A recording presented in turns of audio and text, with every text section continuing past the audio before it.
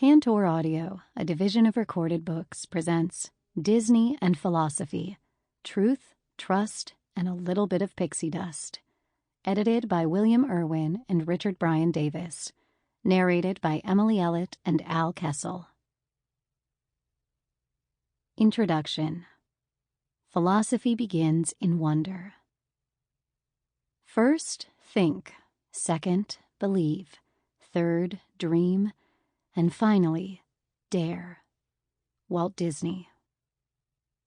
If you've ever experienced the feeling of wonder, if you've ever asked who you are, what your purpose is, or how you might function freely, happily, and creatively in the circle of life, this book is for you. You don't have to take my word for it. For the greatest of all philosophers, Socrates, 470 to 399 BC himself, declared once and for all time, "Wonder is the feeling of a philosopher, and philosophy begins in wonder." There is no better place to start the philosophical journey than with the often animated, indisputably wonderful world created for us by Walt Disney through television, motion pictures, theme parks, and much else. Without a doubt, Disney has made the world, parts of it at least, a magic kingdom where time stands still and we can escape, dream, and for one tiny moment be special. The 27 chapters in this book explore issues that affect each one of us: freedom, fatalism, friends, family, ethics, identity, disabilities, and ultimately death. In these chapters, the great sages of the ages meet Disney at its cinematic best, from the early days of Mickey Mouse, Goofy, and Sleeping Beauty to recent blockbusters such as The Little Mermaid, Toy Story, Mulan, The Incredibles, Frozen, and more. It's all here, all the uncommon wisdom spun out of these wonderful tales, plus a few unexpected insights into the philosophy of Disney, its media impact, and theme parks, is illuminated and explained by 32 of the world's most Disney-loving philosophers. You'll consider the feminist evolution of Disney princesses, from passive, shy, and petite to passionate, outspoken, and proud. You'll confront the question of whether those hidden Mickeys at Walt Disney World tell us anything about God. And you'll journey through Inside Out's complex inner world of emotions into Finding Dory's equally challenging outer world of the social stigmas facing those for whom disability is part of their world. So whether you grew up with the wonderful world of Disney in the 1970s, raised your kids in front of Beauty and the Beast and The Lion King in the 1990s, or, like philosopher Elizabeth Butterfield, are just getting home from yet another Disney vacation, you'll want Disney and philosophy to help chart your course through the philosophical world of Disney. All it takes is truth, trust, and a little bit of pixie dust. Part 1. The seaweed is always greener in somebody else's lake. 1. Unruly Ariel. Not born, but made a woman. Megan S. Lloyd. Molly, my 5-year-old niece, is going to Disney World soon. Of course, she's very excited, but she doesn't care at all about princesses, and that disappoints me. After all, Disney is princesses. Beginning with Snow White, 1937, then Cinderella, 1950, and Sleeping Beauty, 1959, Disney marketed the favorite fairy tales of days gone by. Lovely ladies wished that someday my prince will come to move them out of or awaken them from a death-like existence to live happily ever after in a new kingdom. I don't think for a moment that my 5-year-old niece is rejecting the gender stereotypes of Disney princesses. Molly is just a unique little girl who likes what she likes. But if she were concerned about the way Disney portrays women, she would do well to consider The Little Mermaid. As we'll discover, Ariel represents a major step forward from Snow White. After Sleeping Beauty, Disney experienced a lull in princess traffic.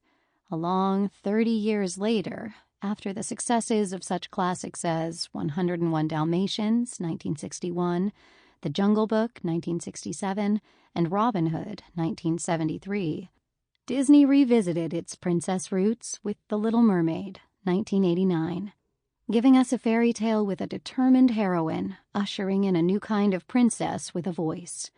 Assertive Ariel clones followed, with Belle from Beauty and the Beast, 1991, Pocahontas, 1995, and Mulan, 1998.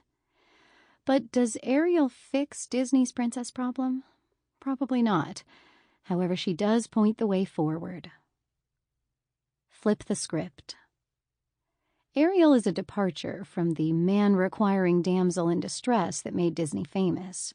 Our favorite mermaid is precocious, curious, and interested in all the world around her, above and below sea level. Beyond that, she can take care of herself. In her opening scene, Ariel swims, surveying the wreckage of a downed galleon with her friend Flounder, and disregards the shark that swims nearby. Aristotle, 384 to 322 BC, famously said, "All men by nature desire to know." Ariel shows that the philosopher's observation was too narrow. Women, including mermaids, have innate curiosity too. Ariel desires to know. In fact, everything about the world excites her. To nurture her curiosity, she collects all she can from beyond. Finding a fork in the wreckage, she gleefully expounds with, oh my gosh, have you ever seen anything so wonderful in your entire life?" Aristotle would approve of her excitement. After all, he believed that philosophy begins in wonder. Ariel's treasure trove is full of dingle-hoppers and snarf-blats, but once she lays eyes on Prince Eric, the young man is the prize she wants most. When the prince's ship splits, the Little Mermaid flips the script. Ariel saves her own Prince Charming. Roles continue to be reversed as Ariel drags him from the sea and gazes on him longingly as he lies there, unconscious or asleep, reminiscent of other Disney princesses, Snow White and Sleeping Beauty.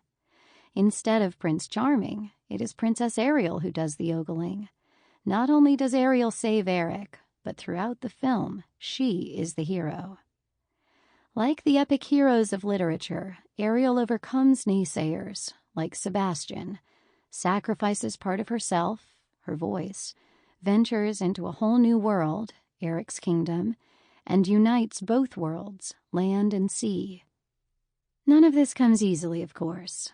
To get what she wants, Ariel makes an unholy alliance. In a nod to the Faustus story, you know, the one where you sell your soul to the devil, Ariel makes a pact with the sea witch Ursula. What could possibly go wrong? Silencing women and a mermaid. Under the sea, Ariel has her voice and is even extolled for it. Indeed, her voice is the best in the kingdom. At the pageant for King Triton, her sisters sing well. In fact, all Ariel's sisters have voices, good voices. But Ariel is the star fish. Early in the film, all are gathered for the premiere of the newest composition by the distinguished court composer, Horatio Thelonious Ignatius Crustaceous Sebastian. The new song will feature the talents of Ariel. Her sisters sing her in with, "And then there is the youngest in her musical debut. Our seventh little sister, we're presenting her to you to sing a song Sebastian wrote. Her voice is like a bell. She's our sister, Ari." Truly, her voice is like a bell, but the Little Mermaid has gone missing. Ariel is so busy with her pursuit of human artifacts that she misses the big premiere. It's not just her singing voice that is strong. She is outspoken, assertive, doing her own thing without regard for other family obligations. She is a young woman with a mind of her own and a voice of her own. In the best sense, Ariel's behavior may be negligent as she misses the premiere, but it is not conceited. This youngest and motherless daughter of King Triton has the strength of character to know who she is and what she wants. Ariel doesn't want to be subject to the rules under the sea. As she sings, Ariel wants to go where the people go. But why? As Sebastian's lyrics remind us, under the sea all is well. In her father's kingdom, Ariel could live happily ever after. Sebastian's famous song, catchy tune and all, describes a submerged, peaceable kingdom where all forms of sea life jam together and make beautiful music, with no hint of a food chain in sight. He describes a happy, content world with no troubles. No mention of the sharks lurking nearby, like the one who tries to attack Flounder. Triton's peaceable kingdom does not extend beyond the depths. Yet Ariel is drawn upward. She should heed Sebastian's advice. The seaweed is always greener in somebody else's lake. Part of her problem with the sea is teen angst and opposition to her father, as she believes that on land people don't reprimand their daughters. Ariel assumes that on land they understand their daughters, and they acknowledge bright young women like herself, ready to stand. The desire to move beyond one's place often gets people into trouble. For women especially, that trouble comes through their voices. In the Bible, Eve's tongue was the trap that led humanity to sin. In Greek mythology, the first woman, Pandora, was sent from the gods as a punishment to mankind after Prometheus stole fire. Her curiosity posed a problem for the whole earth. In another myth, Cassandra said no to the advances of Apollo, who cursed her to speak the truth no one would believe. A woman's voice was problematic in medieval times, when a strident female, gossiping or challenging male authority, could be labeled a witch. In fact, The Little Mermaid supports the connection between assertive female behavior and witchcraft. Ariel and the sea witch herself, Ursula, share some significant things in common. Both are collectors. Ariel collects what she can from the land and contains her collection in a treasure trove under the sea. Ursula also collects poor, unfortunate souls that she gathers in a cave treasury as well. Both want the power and the voice to do what they please. In early modern Europe, the outspoken woman was considered a shrew to be tamed, as in the play. In Shakespeare's day, women who were talkative, and more importantly, not following male hierarchy, like the rules Ariel's father gives her, were disciplined for their assertiveness.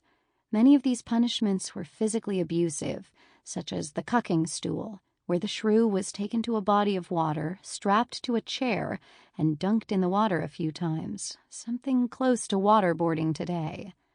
Another punishment was for her to be led around by the scold's bridle, a metal contraption put over her head, complete with a barbed bit as one might use on a horse. Both of these taming methods targeted the woman's voice as the source of evil. Because a woman's tongue gave way to ideas and potential power, it had to be restrained. With this history in mind, we should shudder when Ursula offers to make Ariel human in exchange for her voice. The deal specifies that if Eric kisses Ariel before sunset on day 3, she will remain human. Otherwise, Ariel's soul will belong to Ursula. To lure Ariel into her trap, Ursula minimizes the value of Ariel's voice, saying, "I'm not asking much, just a token, really, a trifle. You'll never even miss it. What I want from you is your voice." But Ursula, of all creatures, understands the power of a woman's voice. She herself, a commanding voice, has been ostracized, cast out, and named the Sea Witch. Ursula knows that Ariel's singing voice is what first attracted Eric, and later Ursula uses Ariel's voice to lure him to her, the Sea Witch in disguise. To coax Ariel further, Ursula sings about how men on land don't want a woman with a voice. The men up there don't like a lot of blabber. They think a lady who gossips is a bore. Yes, on land it's much preferred for ladies not to say a word. And after all, dear, what is idle prattle for? Come on, they're not all that impressed with conversation. True gentlemen avoid it when they can. But they dote and swoon and fawn on a lady who's withdrawn. It's she who holds her tongue who gets her man. Heading off the objection that without her voice, Ariel could not procure a kiss from Eric, Ursula reminds her, "You'll have your looks, your pretty face, and don't underestimate the importance of body language. Ha!" Ursula says the prince will never miss her voice. She's got looks, a pretty face, and body language to get the kiss. So when Ursula snatches Ariel's voice in payment for legs, the Sea Witch gives Eric the epitome of stereotypical male desire, the beautiful, silent female. You don't complete me. Ursula is right in at least one way, namely that Ariel is drawn to please the eye. Beginning with Laura Mulvey in 1975, feminist theorists have criticized the male gaze in film, the tendency to depict women in a way that caters to male desire. In the case of Ariel, it's not costuming and camera angles, but animation that does the trick. She is the sexiest of the Disney princesses, scantily clad with strategically placed seashells. What's the harm? When my daughter Kate was little, around age 5, like her cousin Molly is now, I would sometimes find her with her nightgown pulled down around her shoulders. Asked what she was doing, Kate would reply, "Playing princess." My daughter had gotten the message from Ariel and others that to be a princess was to put flesh on display. As much as I love Disney, this was not a lesson I wanted my daughter to learn. In fact, it was the kind of thing that led the philosopher Simone de Beauvoir, 1908 to 1986, one of the mothers of modern feminism, to remark that one is not born, but becomes a woman. Beauvoir's message that biology is not destiny was radical in 1949. Really, we owe a debt to those who fought for women's rights in prior years, because Beauvoir's words sound obvious today. A woman does not have to wear clothes that will attract the eye of a man, and she does not have to play dumb. The concept of the male gaze was inspired by the look, an integral part of the philosophy of Jean-Paul Sartre, 1905 to 1980. In Sartre's existentialism, we experience the look when another person objectifies us, seeing us as a thing rather than as a conscious being. The liberating truth, according to Sartre, is that we are all free. We do not need to conform to the expectations that the look of the other person places upon us, and we certainly do not need to dress or act in ways that anticipate those expectations. Indeed, this is what Beauvoir meant by her famous quote, and she would have approved of Ariel's curiosity, sense of adventure, and willingness to defy her father's wishes. But Beauvoir would not have approved of the Little Mermaid's apparel. Yes, a bathing suit is appropriate for someone who spends so much time in the water, but come on. There is nothing wrong with a woman proudly displaying her body, but Ariel the Little Mermaid is not Beyoncé the diva. Disney should know better. Ariel was more modestly attired in Hans Christian Andersen's original story, and the animators could have followed suit. Beauvoir would likewise have disapproved of Ariel's need for a man and desire to marry, especially at such a young age. Jerry Maguire sounded romantic when he told Dorothy Boyd, "You complete me," but Beauvoir was firmly of the mind that a woman does not need a man to complete her. Jean-Paul Sartre and Simone de Beauvoir were romantically involved from the time of their dangerous liaison as students until Sartre's death in 1980, but they never married. Their relationship would best be described as, it's complicated. At the beginning of The Little Mermaid, Ariel is inquisitive and curious about everything the land has to offer. After setting eyes on Eric, though, she falls prey to love at first sight, or to the stereotypical romantic notions of a traditional patriarchal storyline. No longer is everything under the sun interesting, only Eric. That's not to knock love at first sight, but with Ariel, Disney initially creates a formidable female role model, a woman who stands up for herself and wants what she wants. Once the Little Mermaid sees and falls in love with Eric, Ariel and Disney succumb to the typical format, a princess searching for a Prince Charming who will take her away to a life new, unknown, and exciting to her. When Ariel finds a man, she loses her voice, both figuratively and literally, the feminist nightmare. Even though Ariel eventually gets her voice back, it's a shame that the story doesn't follow through with a stronger depiction of the Little Mermaid. Instead, it gives us a heroine that I wouldn't want my daughter or niece to emulate fully. It might be tempting to think that I'm making too much of Ariel's appearance and choice to marry. It's just a cartoon. Lighten up.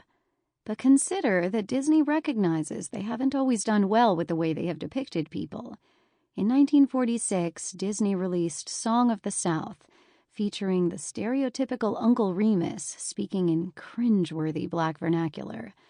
If you want to see how bad it is, you can watch some clips on YouTube, but you can't watch a tape or a DVD. Disney, to its credit, has never released the movie on video.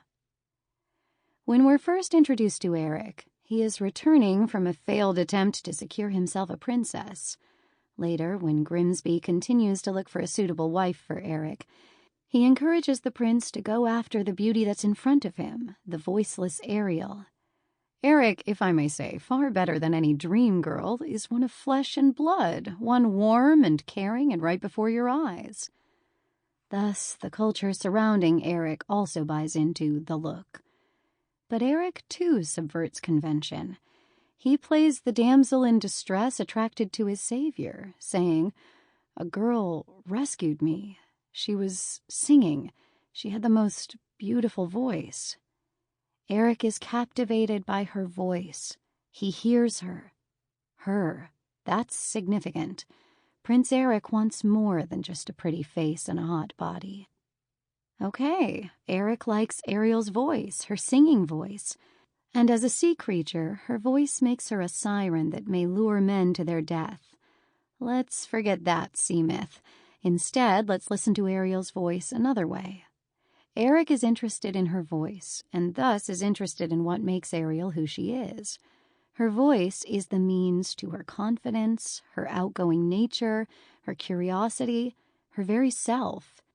The outside packaging is a benefit, but he rejects it in search of something more than what's on the outside. Sebastian croons in an attempt to get the prince to kiss the girl, and Eric almost does until Flotsam and Jetsam, Ursula's hench eels, land both Eric and Ariel in the water. Despite his amorous intent, the prince is not some kind of predator. Ariel's eyes convey that she wants to be kissed, and the bargain with Ursula precludes Ariel kissing him. A hope for the future. At the beginning of the movie, under the sea, Ariel is a fish out of water, so to speak. Like a bell, Ariel's voice tolls as an injunction for all to experience the larger world around them. But when she tells her father that another reality exists, he thunders, "Down here is your home." Ariel, who has seen beyond and understands another reality, wants desperately for others, especially her father, to see the world the way she does. Triton is not an ogre. He is a protective parent, concerned for the well-being of his daughter, setting rules to make sure she is safe and secure. Luckily for us and for her, Ariel is unruly. Ultimately, her rule-breaking leads not just to her own happiness, but to peace between the worlds of land and sea. It would be tempting to imagine that Ariel would become the kind of mother who encourages her daughter to take risks and walk her own path. But, as I can attest from my own experience, parenthood has a way of making us risk-averse. Sure, I don't want my daughter or niece to feel like they need to flaunt themselves or follow traditional paths, but most of all, I want them to be safe and happy. Despite myself, I want to save them from making mistakes, even though I know they need to make their own mistakes to learn who they are and become strong women. Ariel, too, succumbs to the rules eventually.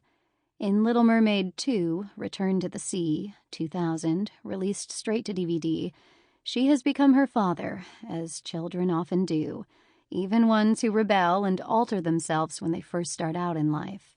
Despite her best intentions, Ariel becomes the purveyor of stereotypes, especially as a protective parent to her little girl Melody, not telling her that she is half mermaid.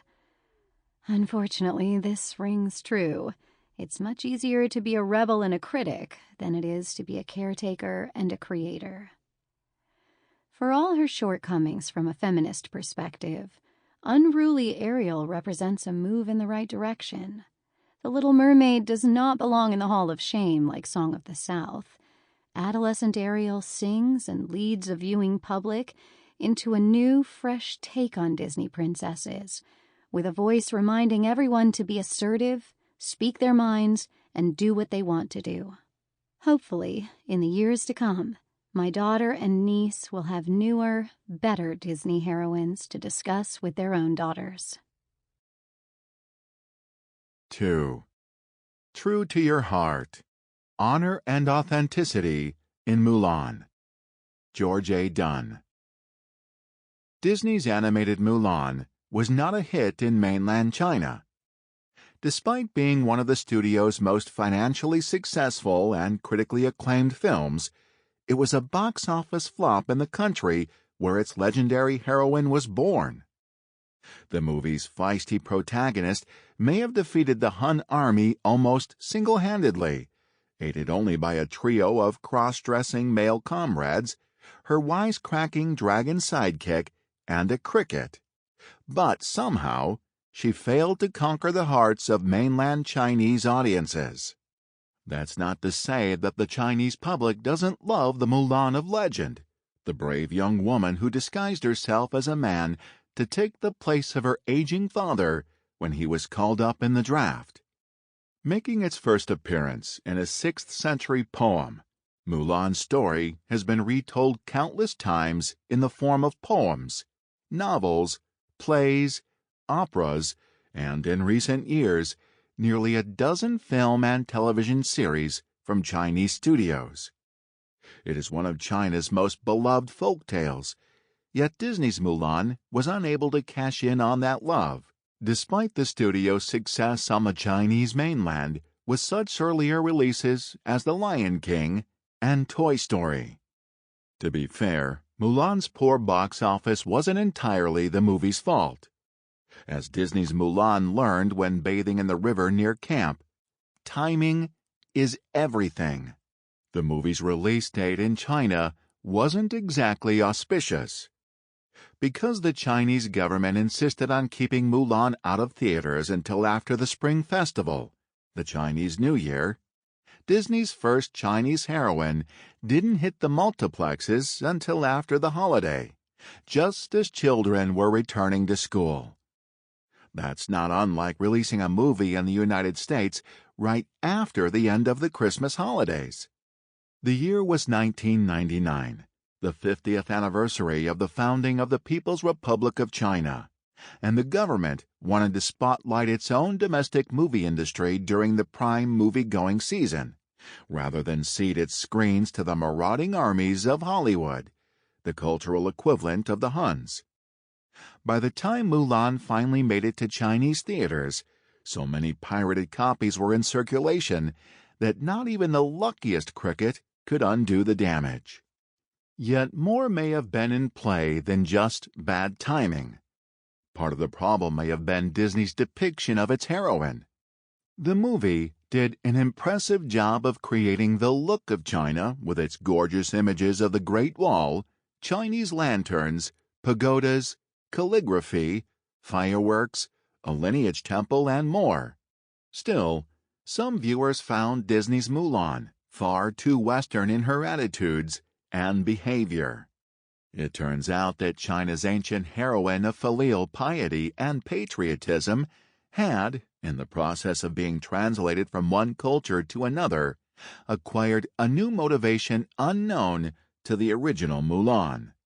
Though she loves her family and her country no less than the Mulan of Chinese legend, Disney's Mulan also has a burning need to express her authentic self, to break free of the constricting social role she has been assigned by tradition.